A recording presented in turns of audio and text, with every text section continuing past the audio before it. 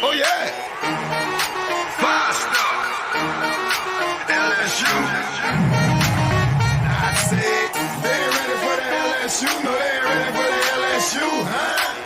They ain't ready for the LSU. No, they ain't ready for the LSU. We the best in the league if you looking for talent. LSU going hard, but we beat Alabama, then we going off to Florida. Drown the Gators, everybody getting bucked when we step in the stadium. This is the LSU anthem, you know it's a hit. You don't know another rapper two-step like this. See me screaming out the window, yelling purple and gold. I'm an LSU fan, girl, you know how we roll now. Back and back it on up, hey. Back and back it on up, hey. Back and back it on up, hey. Back and back it on up, hey. Way down in the back. What's up?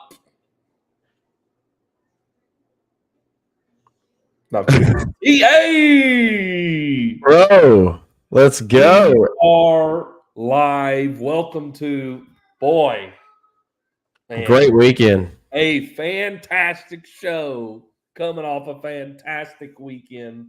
Yes, sir. The LSU Tigers. I'm pumped about this show because there's a lot of good things to talk about, Zach. After what has transpired this previous weekend, LSU has put themselves in some great position, put themselves in some momentum. What's up, Tyler? What's up, Mike? Good to see you in here. Appreciate you guys joining in. So obviously we'll give you a weekend recap of what the Tigers did against the number one team in the country. So of course that what has happened will have huge, massive implications for postseason play. Obviously, there's still work to be done, but what you did this weekend was a tremendous a tremendous blessing to your postseason hopes.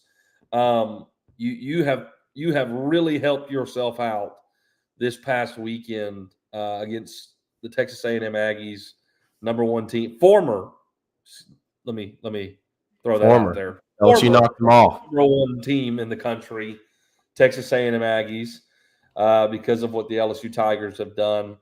So, man, I'm really pumped to talk about that and the implications of what that means for the postseason. And, of course, we will give you a transfer portal update. As much as all that is positive, the transfer portal news is not so great. No, not good at all. And our thoughts and where we're going to look going forward, transfer portal wise. So there's definitely some things to discuss there. There is some positive news transfer portal wise, just not for football like we've been hoping for. But there is some other positive news on the transfer portal front. So there's lots to talk about. So let's get into it. TT's in here. Mike was in here. I see Carl Dunn is in here. Does Zach need more furniture? Listen, Carl, if I could, I would turn the camera. I don't want to do it because I don't want to, mess the whole thing, my whole setup going on here. But there's a lot of furniture over this way in this area over here. I promise. And for those that didn't hear the last time that I mentioned it, I have moved, and I'm currently in a temporary living situation where your brother-in-law is gone away in Oklahoma City to do his air traffic control school. So Zach is house sitting for 3 months here at their place while I work on finding my own place. So y'all pray for me, all those in the chat. I get to go through the whole rigmarole of trying to find a house. The house search has not gone well to this point. Pre-approved and everything, just got to find the right spot, and I haven't really been able to do so. House searching right now is not fun because the market is terrible. Horrendous. And I would say why, but I'm not going to go there. I'm not. I don't want to get political, and I'm not political. I've never been a political person. So. But regardless, your boy is in a temporary living situation. This is game room / office space that Logan and Faith have here in the house. I got the PS5 set up over there. It hardly gets touched, but PS5's over there. The animals, all their stuff's in here. So this is the kind of, everything room. So, yeah, Carl, back here, not really a whole lot going on. Everything is over on this side of the room. But they don't want to hear about my furniture situation or my living situation. We need to discuss LSU baseball and the performance they put on this weekend against the Texas A&M Aggies. And what a better team to do it against, man. I mean, A&M is A&M makes – I saw somebody tweet the other day that they were tired of LSU making A&M their Super Bowl. Wrong. I just want to let you know A&M has never been and will never be LSU's Super Bowl, especially when it comes to college baseball. Congrats. You've had a good season so far. You have been number one. You have won almost all of your weekend series, except for against LSU in Florida.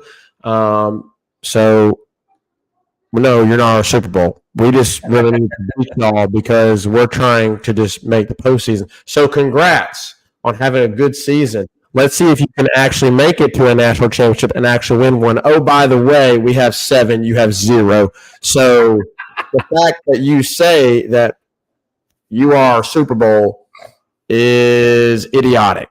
So just wanted to throw that out there, Reagan. I saw that tweet this weekend. I also saw a lot of A&M fans saying, "Oh, it's a sweep. Like this is already over. No, like easy sweep. Oh, you lost. By the way, your first 2 games. Congrats, you won the Sunday game, which we've been absolutely terrible at the entire season. Congratulations, you won 1 game out of the series." By the way, thank you for giving us the series weekend series win. You can hightail it back to College Station where you have 0 national championships in your trophy case. So moving forward, Reagan, it was a great weekend. Well, let's also not forget that A&M is the team that created rings and cups. Yeah.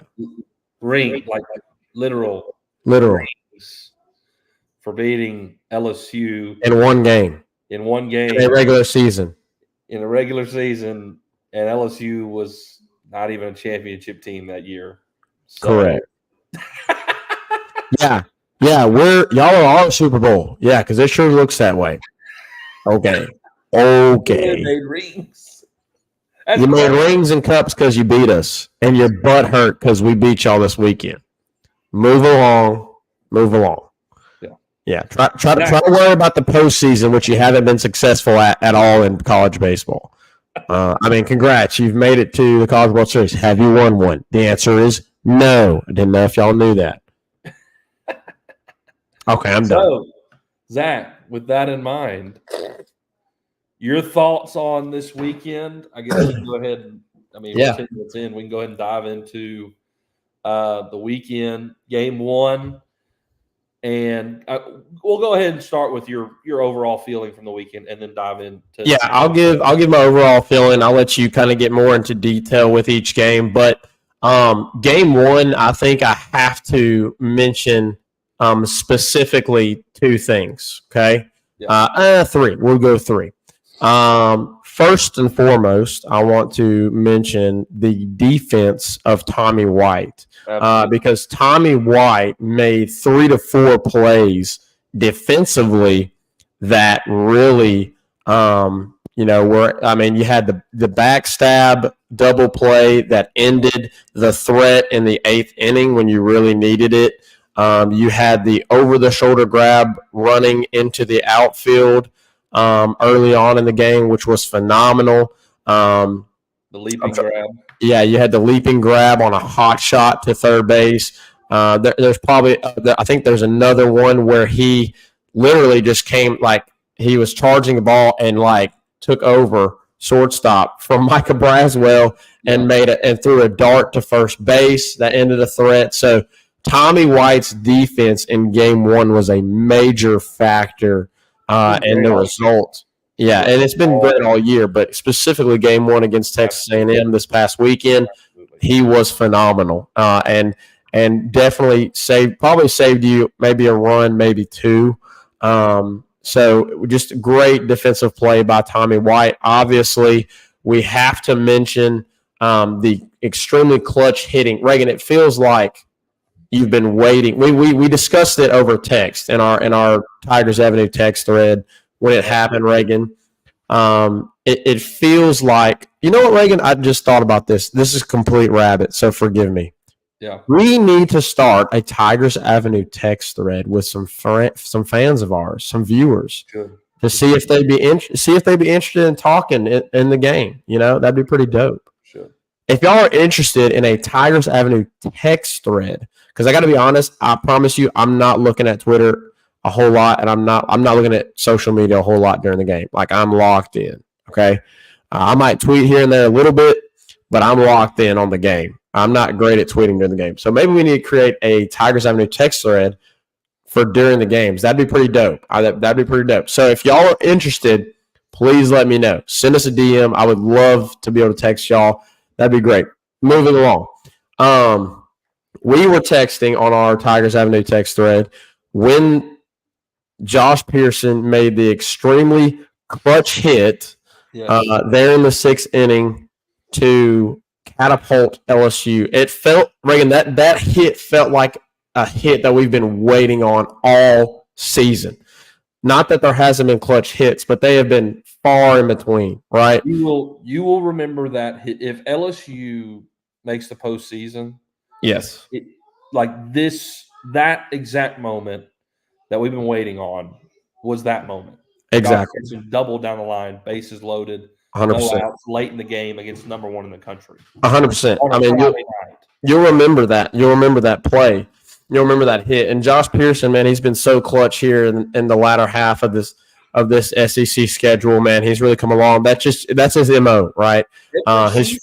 Every season he comes on late, and I'm thankful for it because that's especially when you need it the most. And so obviously that was a huge moment in the ball game. I mean, it was the moment in the ball game. But that was one of the three that I want to mention. Obviously, and then thirdly, the last thing I want to mention is you had to face extreme adversity. You had four overturned calls. 2, 100% agree with. The other 2, I was very, very questionable on. Very questionable. I agreed with the slide in the third that Tommy White got called out on. He definitely caught him on the stomach as he was coming in before he hit the bag. I definitely agree with the 9th inning call whenever Jace Laviolette beat out the throw and was safe at first base. I agree with that. I do not agree with the home run call. I'll be honest. I know some fans thought it was a home run. I did not think it was a home run. I thought it was off the wall. Regardless, the dude should have been standing at second base, right? He definitely should have been standing at second base. Never touched it. Yeah, fan never touched it. If he did touch it, it would have been. If he did touch it, then it hindered him from getting a home run. Yeah. So I 100% disagree with that call. I think it was a terrible call. It was a lame decision to throw that fan out as well. I did not agree with that call at all. The rules, but yeah. But anyways, regardless, I thought that was a stupid call. I thought the slide into second base was Stephen Milam. Reagan, you may have seen it better. I watched it every replay. I did not think there was enough evidence there. I didn't think it was clear, the tag. I didn't think there was I understand he missed the bag and then came back on. I didn't think there was enough evidence there to overturn it. I didn't think you saw a clear tag whenever he was off the base. You did see the side swipe while he was going over the base. I mean, you did see that, but I don't remember seeing him like straight up touch him. Like it was bang bang. I think it was very. I mean, it was 50-50 at best. And I think you have to with whenever you're doing the job of the umpires. I mean, it has to be very clear evidence to be able to overturn. And I just didn't think it was clear enough evidence to overturn that call. So I didn't agree with that one as well. Was he out? It's possible. It's very likely. It's very likely he could be out. I'm not saying he wasn't. But I think when you think about that call, it was not clear cut. And so I thought it should have stood, not overturned, but stood, and not confirmed, but just stood. So you had 4 times, Reagan, that they reviewed calls, and every single one of them went against you. That's extreme adversity, right? It's got to be a record. That's got to be a record. 4 straight calls going against you. Exactly. So not alone 4 calls overturned. Yes. All one-sided. Yeah, all one-sided. Got to be some kind of record. And you have the other adversity I want to mention is Gabe's jump, man. He battled adversity, right? Yeah. Didn't walk anybody, but he gave up 3 solo shots, 2 to Carmelo, 1 to Jace Laviolette. And, early on in like first 2 to 3 innings, really the first 2 innings, it felt like you were just going to be overmatched. It did. Yeah. I'll be honest. It felt – I know you were only down 2, but it felt like you were overmatched. Yeah. And LSU was able to get lucky in the 3rd inning with the error from the 3rd baseman of Texas A&M. They were going to be out of that inning, double play, inning over. But it ends up being a wild throw. You score 2 runs, and that's able to get LSU going a little bit. So you battled adversity. You also had a little bit of luck on your side as far as the errors that Texas A&M committed. But that's what it takes in baseball, right? That's what it takes. Sometimes it takes a little bit of luck. You have to battle adversity at some points. What's up, Zeke? Zeke's going to bed. Good night, bud. Love you. So overall, Reagan, I thought game 1 was great. I have to also mention, obviously, the performance from Fidel Ulloa. Me and Reagan have been screaming, where the heck is this man at? We finally got a little bit of news from Jay Johnson. He's been a little banged up, not 100% healthy. And so that's why you haven't seen him as much. But I thought he looked phenomenal. I think you could have let him stretch a little bit farther than you did. But I completely understand Jay's decision and wanted to go to Griffin Herring because he has been your best he's been your best arm out of the bullpen. And Griffin Herring came in and he did what he was supposed to do. Got a little sketchy there, obviously, in the 8th and the 9th inning. The defense helped you in the 8th inning. And then, obviously, in the 9th inning, you were just able to get it done. But I thought the performance from both of them was phenomenal. Game 2, I know I've talked a lot. Game 2, my number one biggest takeaway for me in Game 2 is Christian Little, by far. Absolutely. By far.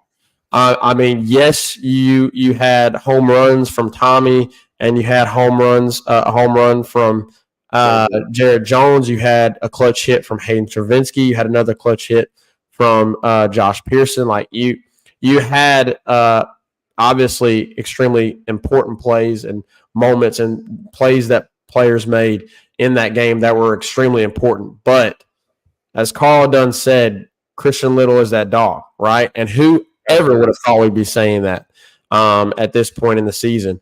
But yet here we are. He has put together some really nice performances. He's had a handful of really good outings, and this was by far his best of the season. You go out against the number 1 team in the country. You are in a very tied ball game. You bring him in, and a lot of the fan base when Christian Little comes in, it's crap, crap, right? Because that's how it's been. That's how it's been.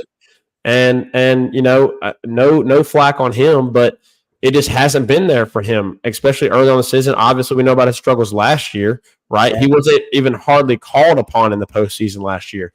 Right. And yet, in an extremely important game, a chance to take a series against the number 1 team in the country, whenever Luke Holman goes out, you go to Christian Little.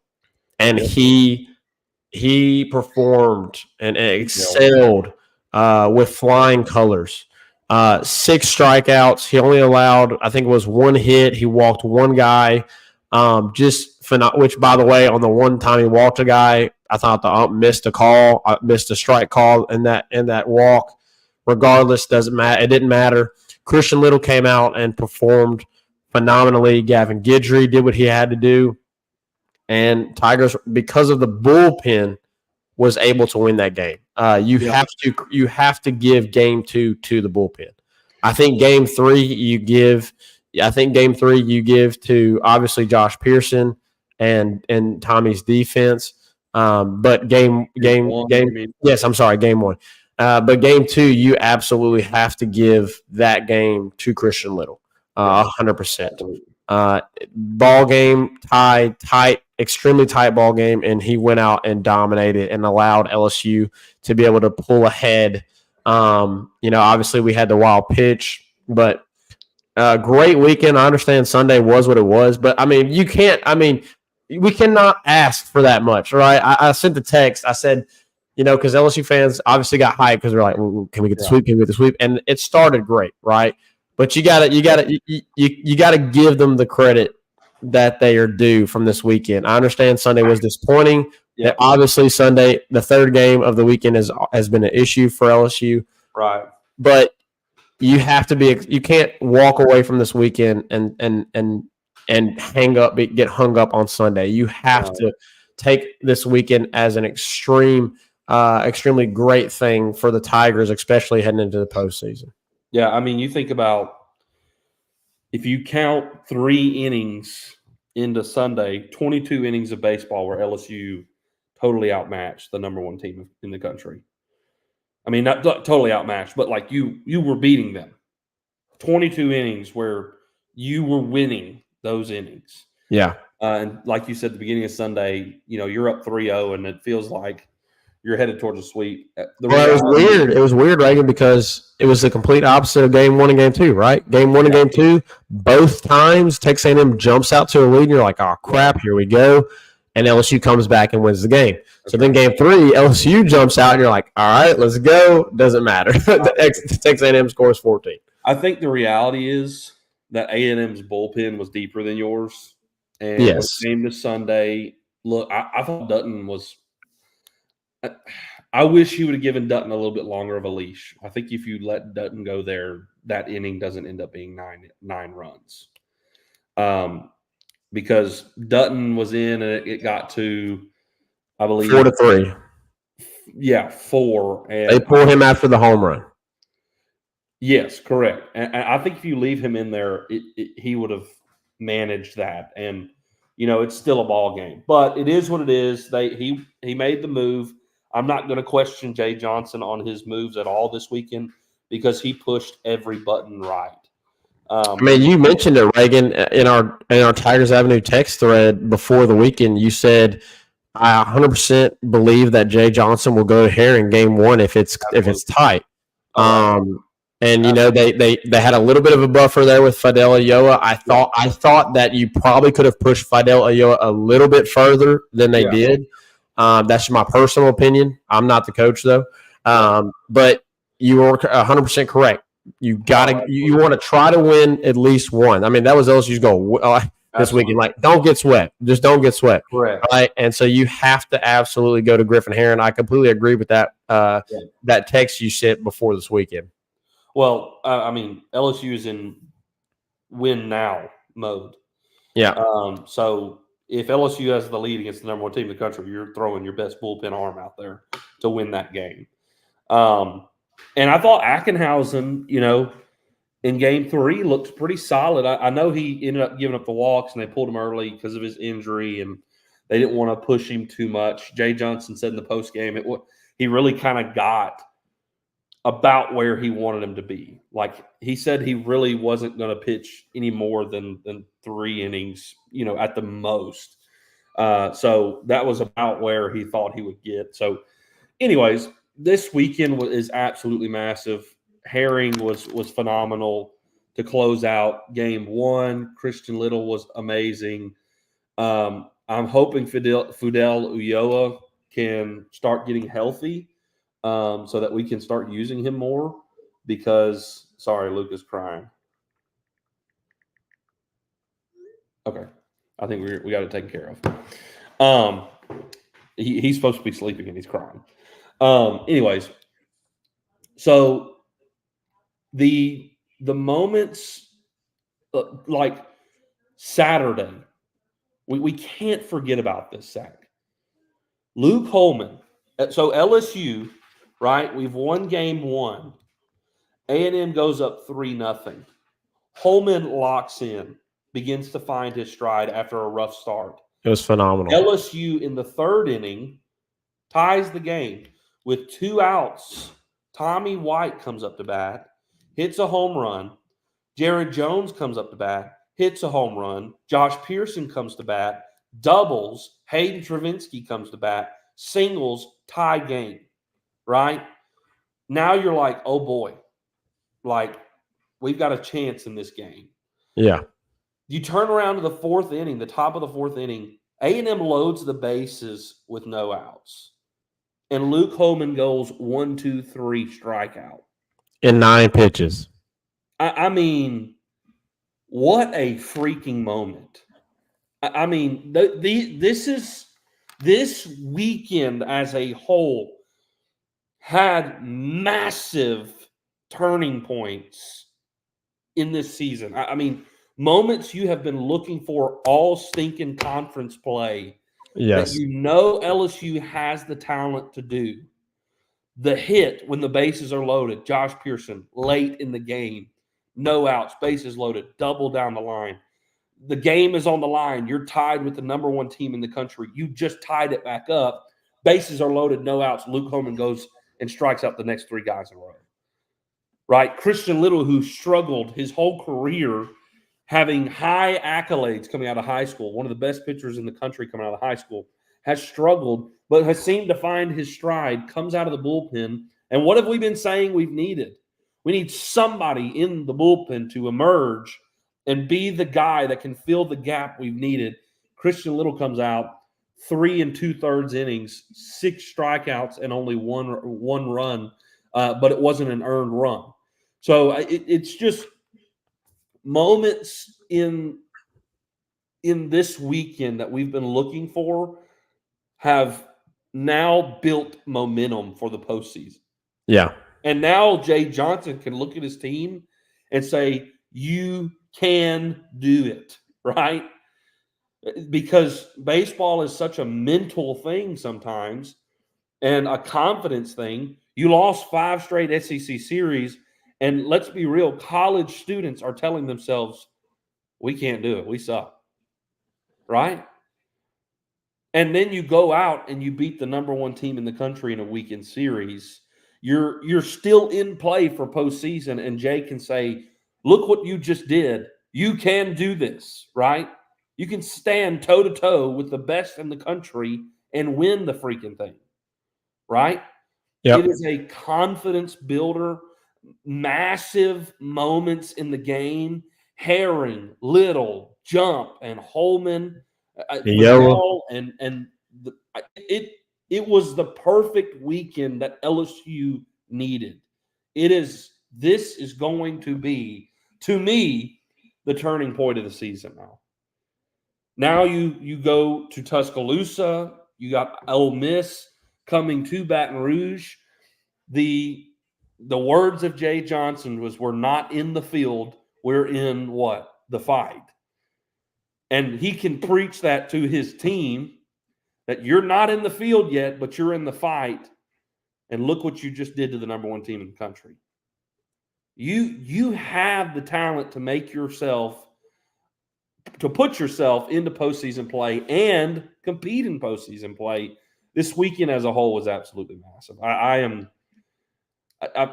Ashton Larson, dude, Monster Milam just won this SEC Freshman of the Week. He batted 400 on the weekend. Yeah, he had a great weekend as well. And he had a great weekend defensively. Milam was the one in you went up 3-3 in you tied it 3-3 in the 3rd inning of the 2nd game. In the 7th inning, you scored on a wild pitch, made it 4-3. Milam was the one who got to double down the line in the 8th to get it going to where you ended up scoring 6 runs to make it 6-3. Yeah. So, man, it just feels like you finally have found some consistency within the lineup, right? Yeah. What I think you're going to see from now on is Larson, Pearson, and Brown in the outfield. That the one thing I will say that I would prefer to see is I'd rather see Bingham out there. I would.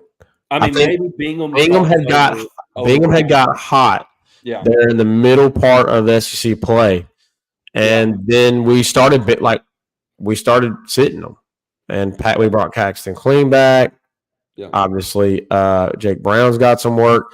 I personally believe that I think that Mac Bingham needs to be in the lineup over Jake Brown and over Paxton Clean. That's my personal. I wouldn't be surprised if he was there this weekend. Brown didn't play bad, but it wasn't, wow, right? Now, his defense was solid. There was a few hits to the outfield that you were like, holy smokes, Jake Brown better get his tail back, right? And he got back there and made the plays up against the wall.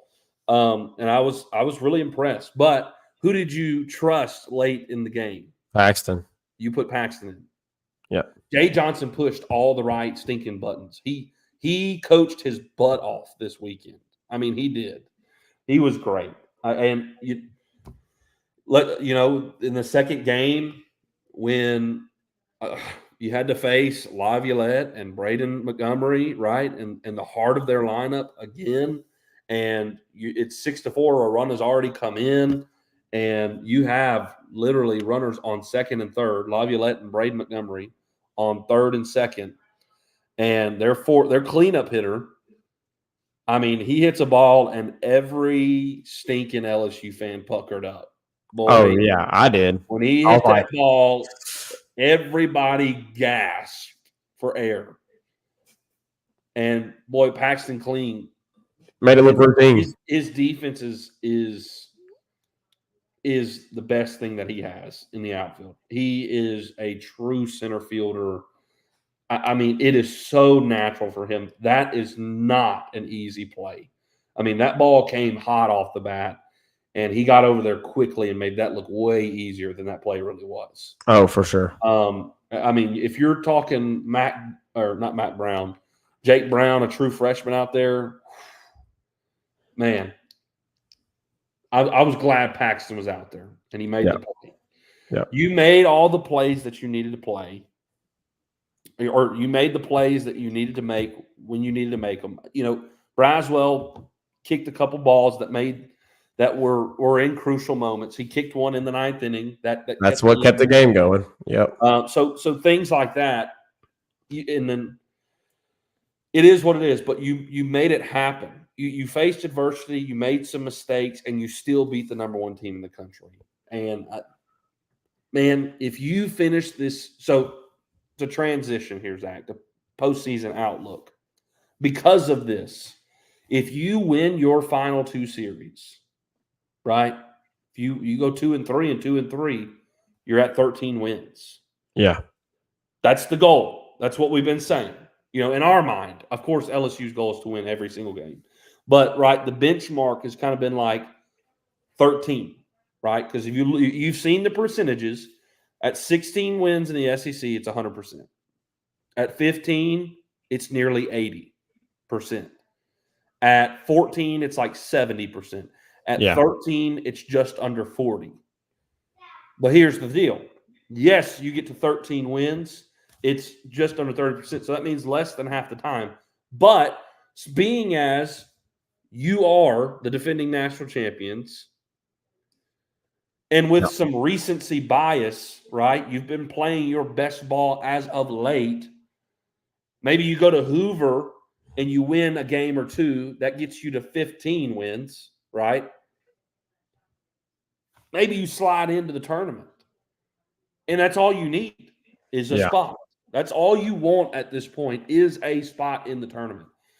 And you have placed yourself, because of what LSU has done this previous weekend, you do not have to go sweep Ole Miss. You don't have to go and sweep Alabama.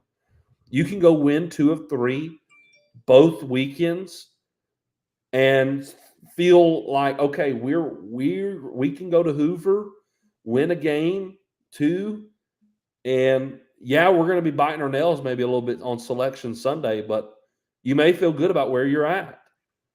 Now, let's say you go and take 2 out of 3 from Alabama this weekend in Tuscaloosa, and let's say on a bad Ole Miss team comes to Baton Rouge and you sweep them, you're looking at 14, and that percentage jumps significantly from 13 to 14. Yeah. 70%. Come on. The defending national champion at 14 SEC wins on the season is probably making it in, especially if you go to the SEC tournament and you win a game or two. So this weekend was absolutely massive for LSU's postseason play, not only for the SEC, number of wins, but also your RPI and your KPI jumped from like low 40s to now low 30s. I think you jumped from 42 to like 32, 33. You've potentially jumped 10 spots in the RPI this previous weekend in what you did. So regardless of what happened Sunday, this weekend was huge for postseason play. So here's what I think you need to do.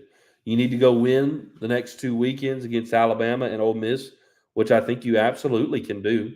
It's going to be a tough game against Alabama in Tuscaloosa.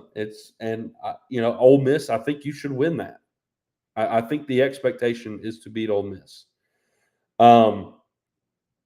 So the RPI situation, though, you jumped from 42 to 32, 33. I can't exactly remember. Alabama is currently sitting around 14, 15 in the RPI. So if you go and you beat Alabama on the road, in fact, both of these series, they're both quad one series. So if you go and win, you're adding to your resume. You go and beat the 15th RPI team on the road and add to your SEC total, the chances are beginning to rise. If you go and beat Alabama this weekend on the road, you're looking at maybe being top 25 or right around there in the RPI.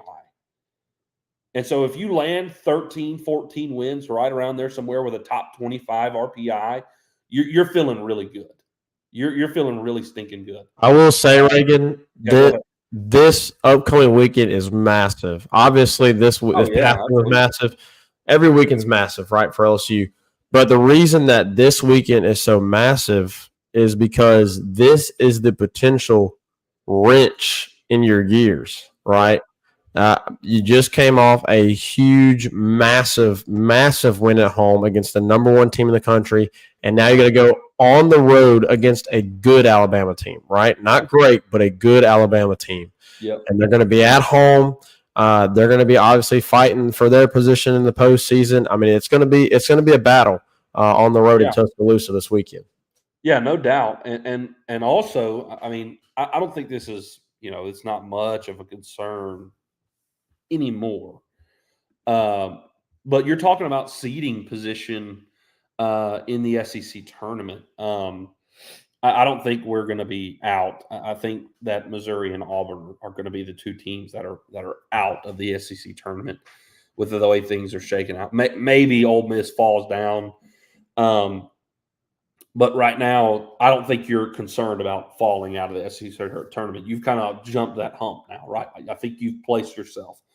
But Alabama is 1 game, and Florida is 1 game ahead of you in the SEC standings, right? So if you go out and beat Alabama this weekend, you're at least jumping Alabama in that seed, right?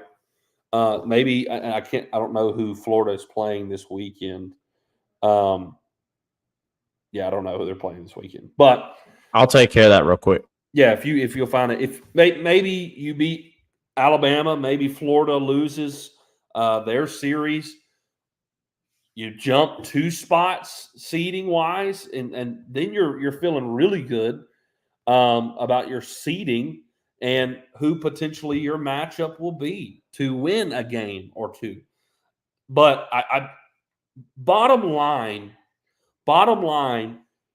you have a great opportunity. Who are they playing this weekend? Kentucky. Oh, absolutely. Yeah. Where at?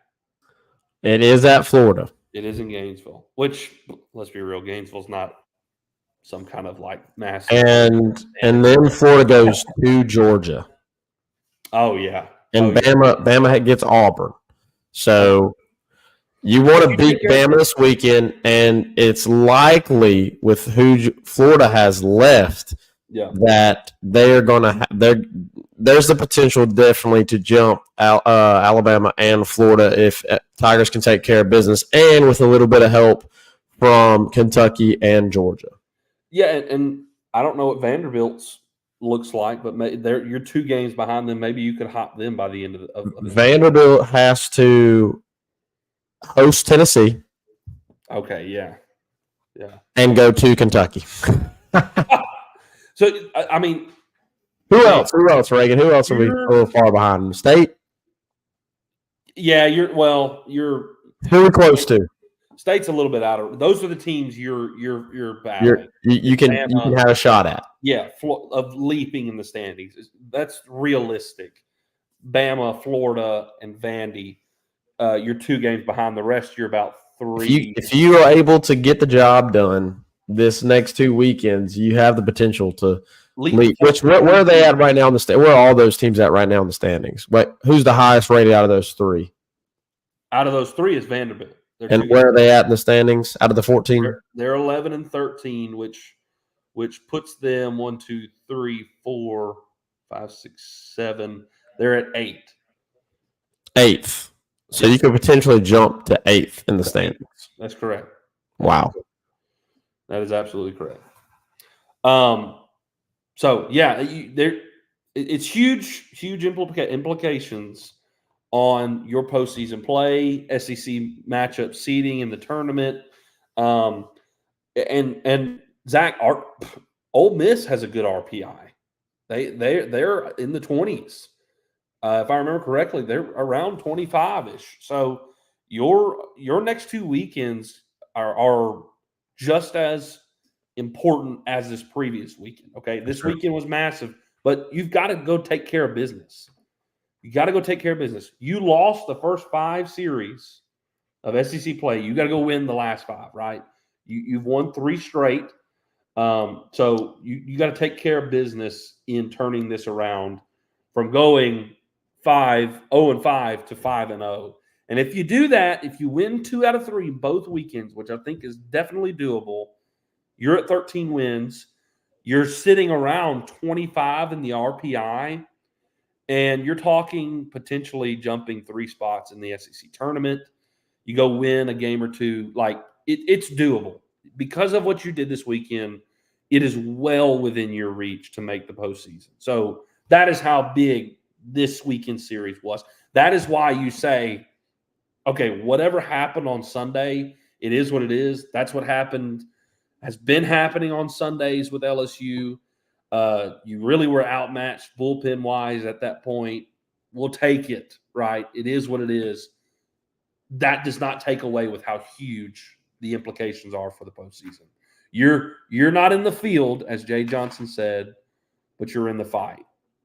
You're not in the field, but you're in the fight. So part of me kind of likes this, right? Part of me really likes this. Last year, of course, was a little nerve-wracking, huh? It's kind of exciting. Yeah, as a sports fan, I love this. You're the underdog and you're trying to fight your way up, and you just took down a big dog, right? And you put yourself in position. So this is why we love sports, this very reason. So anyways, I think, Zach, that's all I've got on postseason outlook. You have any other comments on that? We can look at a few comments, and then we can hit a quick break before we discuss the negative from this past week in regards to LSU. So Doug is in here. We appreciate Doug. It's been a minute, Doug. We appreciate you joining us. He said Texas A&M is the most delusional fan base in the SEC. That I agree with. Carl Dunn said I'm up for the Tigers Avenue text thread. I might have Carl's number already, possibly. So we may have to add Carl in on the Tigers Avenue text thread. I mean, our Tigers Avenue text thread, like all that's in it is like me, you, and Bobby, and all it is like, hey, when we doing a show, you know.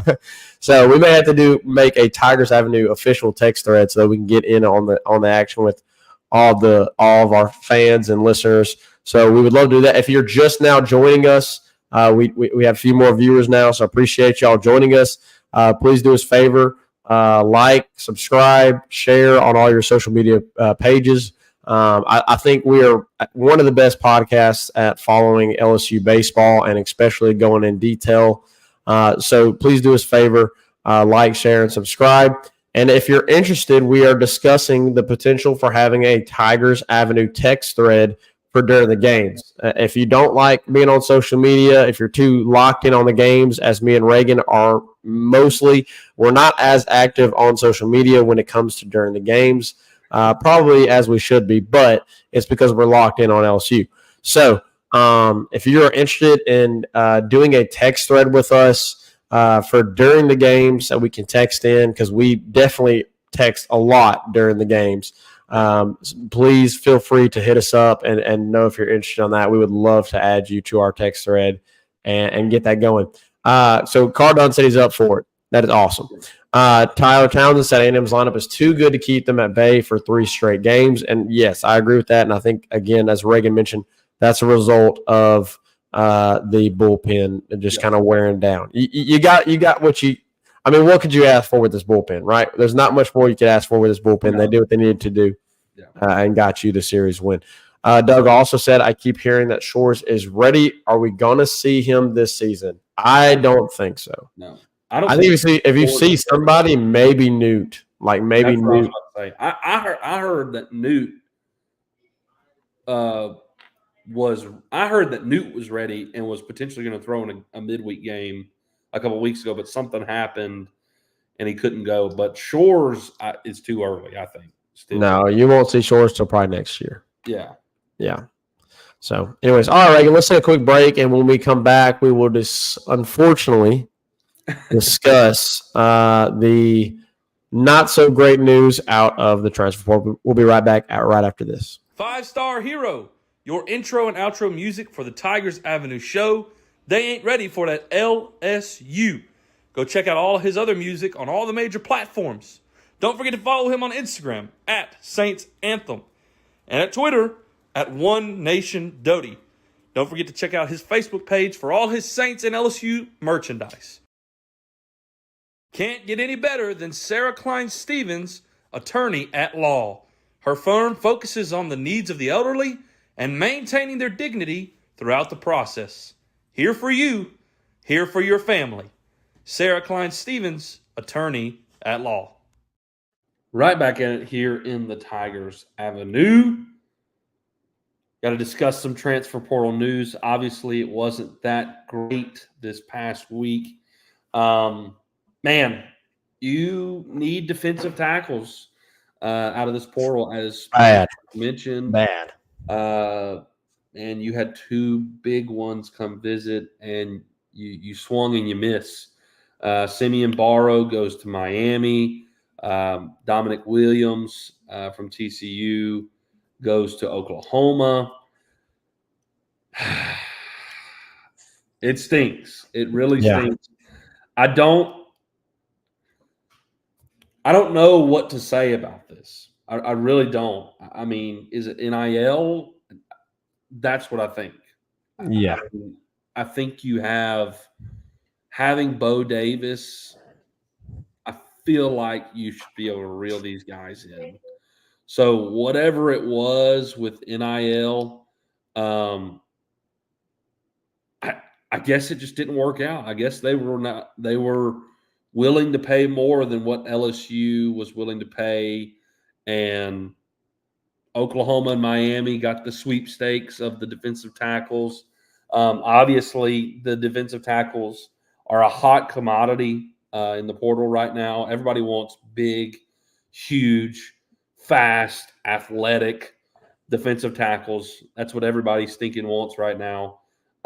You can't blame them. So every big school in the country is looking at these guys, and they had their pick. You know what I mean?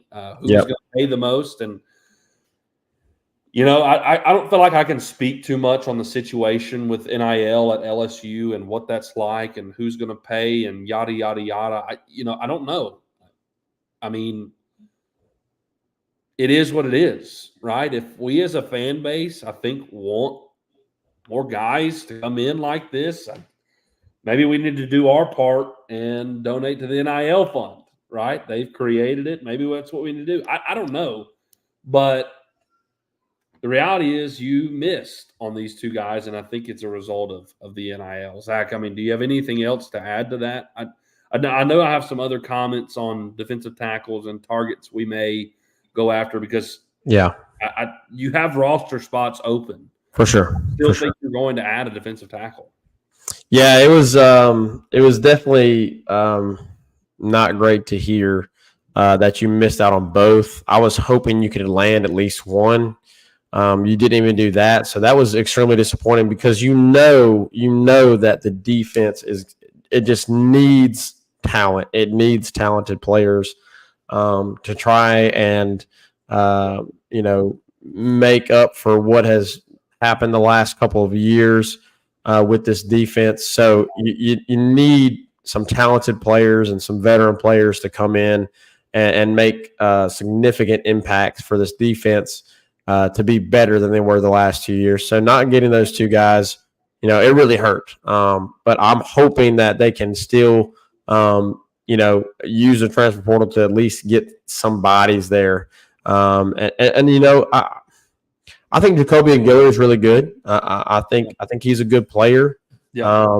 And I think there's a lot of potential there, but you definitely need some more bodies at the very least to try and make this defensive tackle room a lot stronger. So we'll see what the Tigers do. Obviously, they have had, as you mentioned, a little bit of some fluctuation. Obviously, they lost Joseph Pryor as well. I know that's not on the defensive side of the ball, but they lost the offensive lineman there. They did. You lost John Emery, which I think we mentioned that, Reagan, earlier on the last episode. But you also have reached out, which was a little interesting for me, is that LSU reached out to a defensive back. They reached out to Wake Forest Deshaun Jones, transfer defensive back from the Demon Deacons. So that was a little interesting because you really have been really trying to get defensive tackles, and you reached out to a DB. But that's another area where you're like, hey, it wouldn't hurt to have some more guys, Yeah. So I'm not against that, but LSU has got to put in some work for DT. The reality is they're underneath the 85 scholarship player limit right now. Yeah.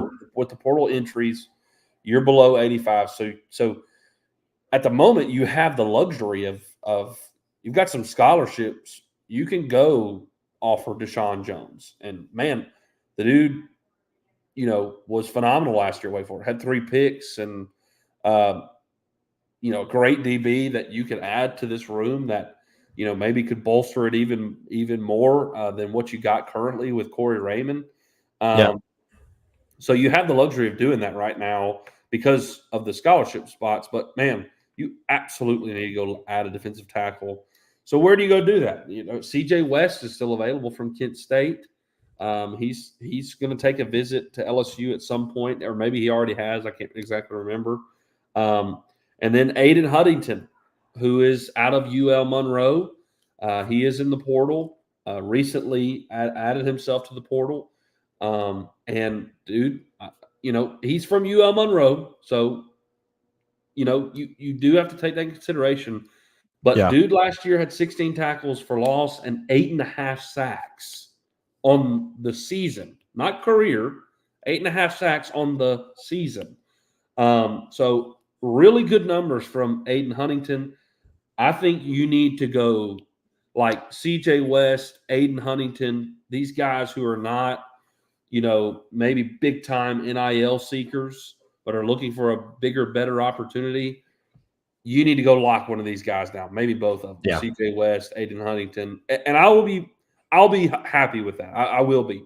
Now I've been super thrilled with Simeon or Dominic, and you wish let's not make any bones about it. Like, you feel like you should have landed one of those. Yeah, for sure. So I think you missed, but you can go land some other guys that can help you. And as much as that stinks, you still need to go do it, and they can be great too. You don't know. I mean, maybe Aiden Huntington or CJ West comes and they're all SEC. You know what I mean? Like, sometimes portals just hit like that. Yeah, sometimes it doesn't. You got to have some portal hits though, for sure, on the defensive side of the ball this year. Yeah, absolutely. So, and maybe because of the scholarship limit, you go land a guy like Deshaun Jones, who is supposedly got a visit scheduled to LSU. So I think they're pretty serious about Deshaun Jones and bringing him in potentially. So continue to look for that. Zach, all that being said, as kind of crappy as that is, we have been discussing the men's basketball team filling out their roster. Obviously, they have one more roster spot. We discussed the whole center wing ordeal. We know that LSU only had one roster spot left. If they were not under the restriction, which this is the last year for the restriction, if they were not under the restriction, you certainly would be adding both a wing and a center. I think both Zach and I agree that, man, maybe you should have gone and tried and found a true five. Obviously, Matt McMahon is deciding otherwise. Wanted somebody to back up Tyrell Ward at the wing position. You went and you landed DeJee Bailey from Richmond. And Zach, I'm not gonna lie, his numbers are pretty nice. He only averaged 10 points a game and 4.5 rebounds a game. But you go look at his stat lines, and there's only six games the entire season he was below 10 points. And we talked about this past year. You look at Will Baker's line, and you're like, man, he averaged 13, 14 points a game. But how many games did he pop off? And then how many other games did he have just single digits? Do nothing. Yeah. Right. It was like all the time.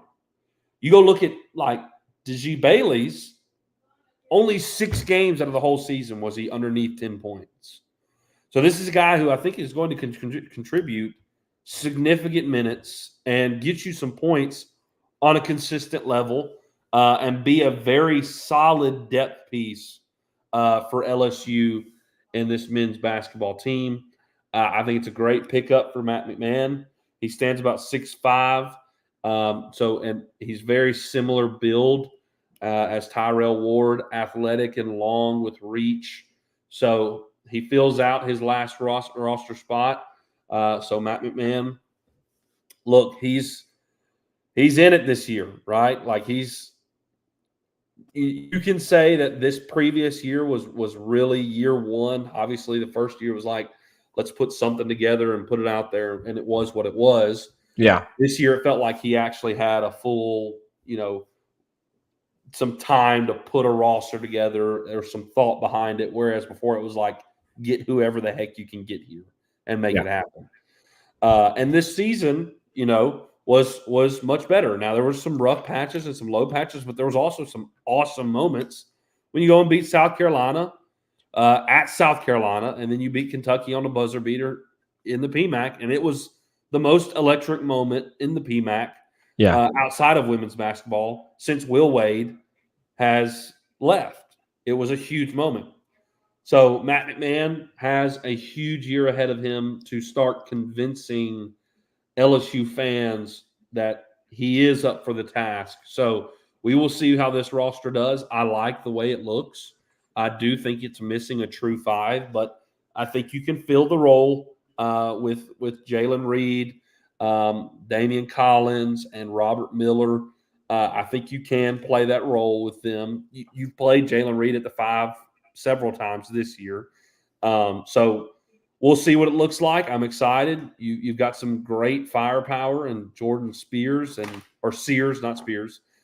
Jordan Sears and Cam Carter, and of course you're returning Tyrell Ward, and you're returning Jalen Reed, and you're going to add Corey Chest to this team, who had a great redshirt year.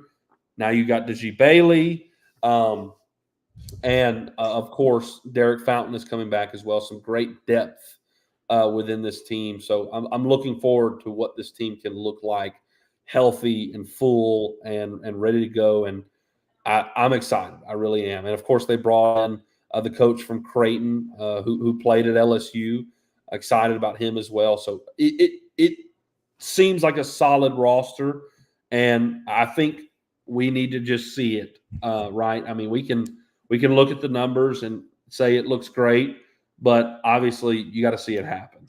You got to see it happen on the court. So Reagan, real quick before we wrap up the show, where do you think now that LSU has kind of solidified their roster, where do you think LSU is projecting in regards to the SEC standings? Way too early prediction there. Way too early, yeah.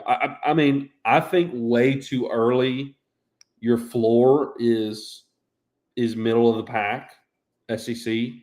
That's kind of your floor, middle to lower pack. I think you definitely with this roster can push the top 5 spots in the SEC. I really think they can and be a. I think that Matt McMahon, he's made it clear that his goal this year is to make the tournament, and I think you do this year. I think you can make the tournament with this team this year. You have a lot of veteran guys that are returning for their 3rd year in this program. You've had some awesome transfer portal pieces that can get you a lot of buckets, and of course some freshmen that are look very impressive. Curtis Givens, Robert Miller, Victorious Miller. I think this can be a tournament team. The depth on this team is definitely there this year. Oh, absolutely. Yeah. If they stay healthy, there's plenty of depth. Yeah. I mean, you're talking about and I wouldn't be surprised if one of the freshmen took a red shirt. I wouldn't be surprised if like Victorious Miller took a red shirt, because you're talking right now Jordan Sears, Cam Carter, Mike Williams, Curtis Givens, right? That's 4 guards that are going to play a lot of minutes. I wouldn't be surprised if like Victorious Miller took a red shirt or something like that. So yeah, I like the roster and the way he's built it. I think you're missing the true 5, but I think that's a reality that you have to live with this last year of restrictions. It's your final year on that scholarship limit. See what you can do. If you can make the tournament with that limit, I think it'll be really awesome the next year without that limit, what you can do past that. So, yeah, I'm excited for Matt McMahon and this team. I really am. TT said, Coach said they would be ready to play day 1. Well, he's talking about who? On the Hunt Palmer show today. Is he talking about like the freshmen or the transfers? I'm not sure. TT, why don't you go ahead and clarify that for us real quick? I'm guessing he's saying the freshmen. I think Curtis Givens is an immediate player. I think he is. He's played in high level. The freshman. Yeah. Curtis Givens has played high-level basketball, high school basketball. I mean, I've mentioned it here a few times. Curtis Givens played with Cooper Flagg, the number one player in the country this year.